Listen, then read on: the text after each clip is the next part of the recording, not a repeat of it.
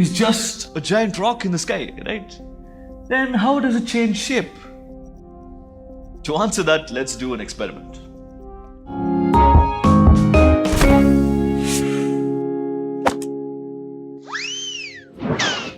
This is the experiment. Now, I want you to imagine that I am floating somewhere in space, and that bright light over there is the sun.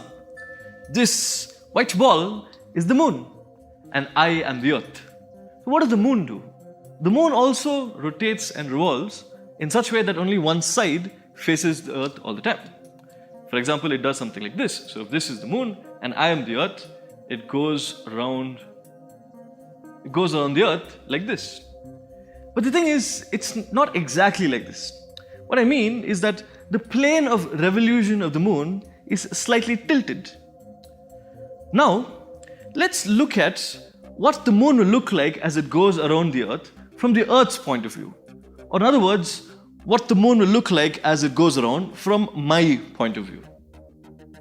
Now, let's say this is the first position in its cycle. As you see, it's just in between the earth and the moon, so therefore you can't really see it from the earth, right? Because the side of the moon that's lit is facing the other way. So it's just impossible to see the moon when it's like this. Okay? But then the moon starts moving, right? It starts revolving around the earth. So in about 3 days or so, it comes to this position. Now you see that you can see a part of the moon, right? A part of the side that's facing us is lit, a very small portion, and it's curved like this. This phase is called the crescent moon. It's very common, very popular. More specifically, it's the waxing crescent.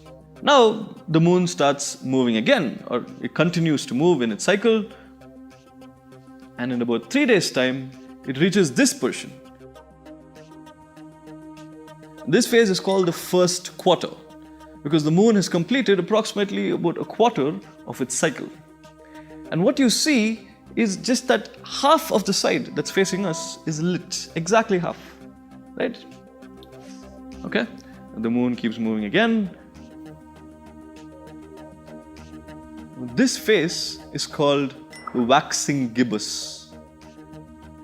In this phase, you see that about 3/4 of the side that's facing us is lit, or a little more than half of the side that's facing us is lit.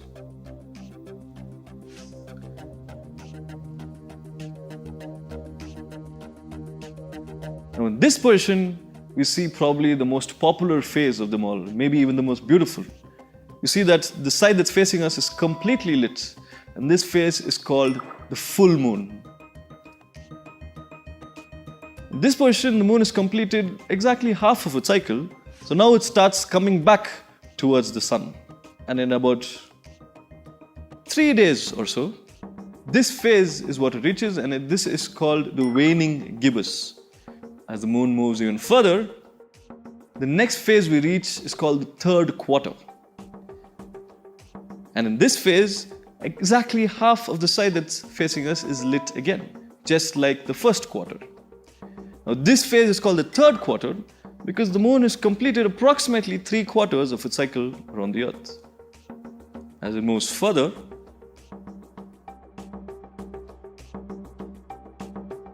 it reaches a phase called the waning crescent. Again, this is very similar to the waxing crescent, but the difference being it's on the other side. And finally,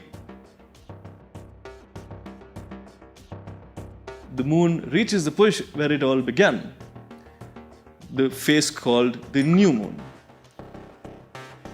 So after this, the cycle just continues to repeat.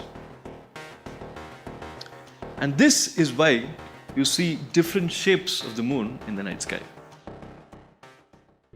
Make your child fall in love with love.